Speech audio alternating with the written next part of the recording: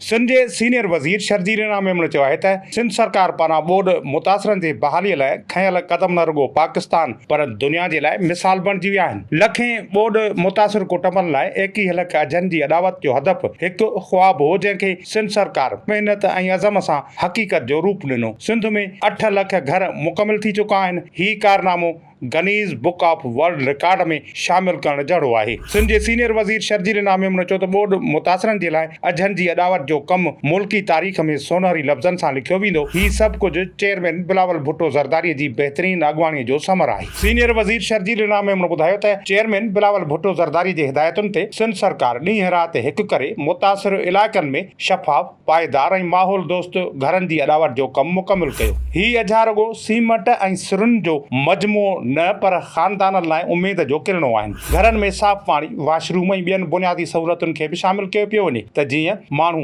महफ़ूज़ ऐं बावकार ज़िंदगी गुज़ारे सघनि। सीनियर वज़ीर शर्जील इनाम मेमन चयो त सिंध जे ॿाहिराड़ीअ वारनि ऐं पुठिते पियल इलाइक़नि में औरतुनि, ॿारनि, बुज़ुर्गनि ऐं माज़ूर माण्हुनि जे ज़रूरतुनि खे ख़ासि तौर ते नज़र में रखियो वियो आहे। हुन चयो त तवानाईअ वारे खाते पारां हज़ारे ग़रीब ऐं विचोले तबिके जे कुटुंबनि खे सोलर पैनल ॾिना पिया वञनि। ग़रीब ख़ानदाननि खे सोलर पैनल्स जी फ़राहमीअ जो मक़सदु बिजलीअ जे महांगनि बिलनि खां छुटकारो ऐं पंहिंजी ज़रूरत तहत बिजली पैदा करणु आहे। सीनियर वज़ीर शर्जील इनाम मेमन वधीक ॿुधायो त उन्हनि घरनि जा मालिकाना हक़ औरतुनि खे ॾिना पिया वञनि त जीअं औरतुनि में तहफ़ुज़ जो अहसासु पैदा थिए ऐं औरतुनि खे बाख़्तियार बणाए सघिजे। हुन चयो त सिंध सरकार पुरज़म आहे त बाक़ी समूरनि मुतासिरनि खे बि तुर्त घर ठाहे ॾिना वञनि। उन ॻाल्हि खे यकीनी बणायो आहे त को बि कुटुंब बेघर न रहे। असां यकीन सां चऊं था त सिंध सरकार जो हीउ क़दम आलमी सतह ते तस्लीम कयो वेंदो ऐं गनीज़ बुक ऑफ वर्ल्ड रिकॉर्ड में शामिल थियणु असांजे हिन अज़म जी आलमी तस्दीक़ हूंदी।